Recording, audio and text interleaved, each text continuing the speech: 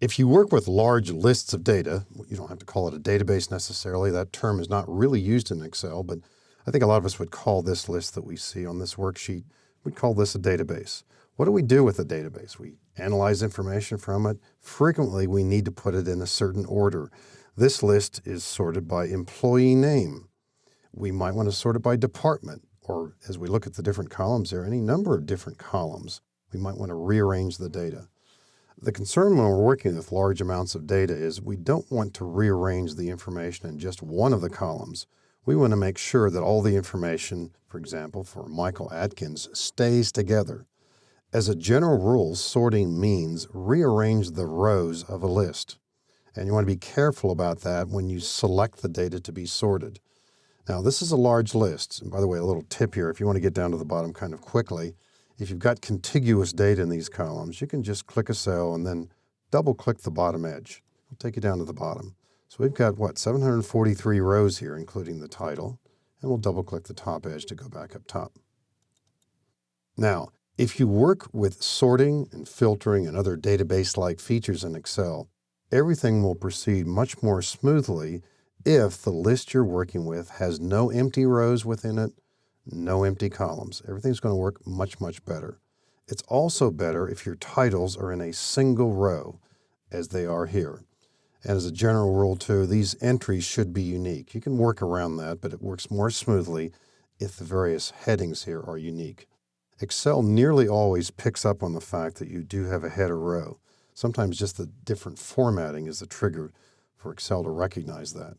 If we want to rearrange the order of these rows, we can select all the data. Now, it's not wrong to highlight the data every time you want to sort, but that's unnecessary work. As long as you've checked out at least once this list to make sure you don't have any empty rows or empty columns. You can have empty cells, as we see in column G, that's okay. But if we want to sort this list, as long as we know that we have no empty rows and columns, click anywhere within this list.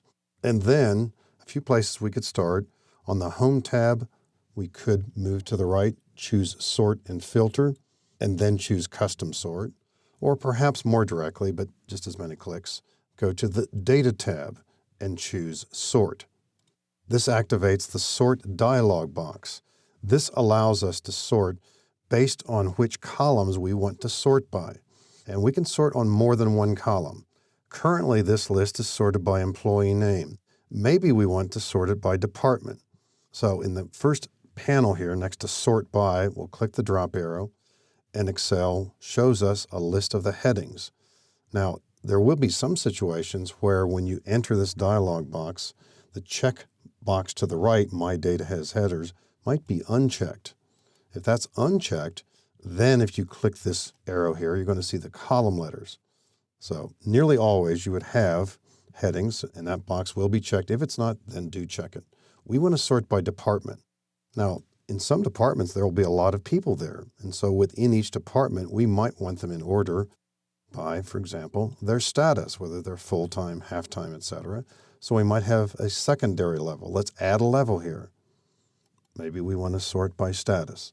One of these departments might have maybe 100 people in it. We've got a lot of full-time people in that same department. So we want to be able to find information there, maybe based on another level. So a third level might be years of service, for example. Now that's a numeric field, and we might want to consider having those records within the same status, same department, from the highest number of years to the lowest, or in reverse, so smallest to largest, or possibly largest to smallest. When we're strictly talking about text entries, like in department and status, I think nearly always you would want the A to Z, the alphabetical order. In older versions of Excel, you could only sort on 3 fields at once. We could add a 4th level if we wanted to. Still, we might have a lot of people with the same number of years in the same status and department, so we could add a 4th level if we wanted to. In fact, you can add up to 64 levels. I think most times that we wouldn't even approach that. But we could have a 4th level here, maybe alphabetical by name. And of course, that wouldn't come into play very often. Click OK. Remember, department, status, years, employee name. So all the account management people are there together first. That's the first department. We've got a number of them that are contract people, and we see how they're sorted by years. Only a few of them have the same number of years, for example, these two, but they're alphabetical by name.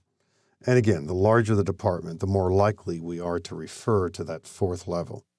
If you only sort occasionally, it's best to use this sort button.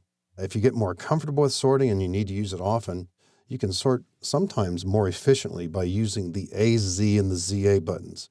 Now, this allows us to sort only by one field at a time, but it can be relatively fast. Suppose you get a phone call and someone needs this list. They want it alphabetized by employee name. We'll click anywhere in column A, click the AZ button right next to sort. The entire list is now alphabetized.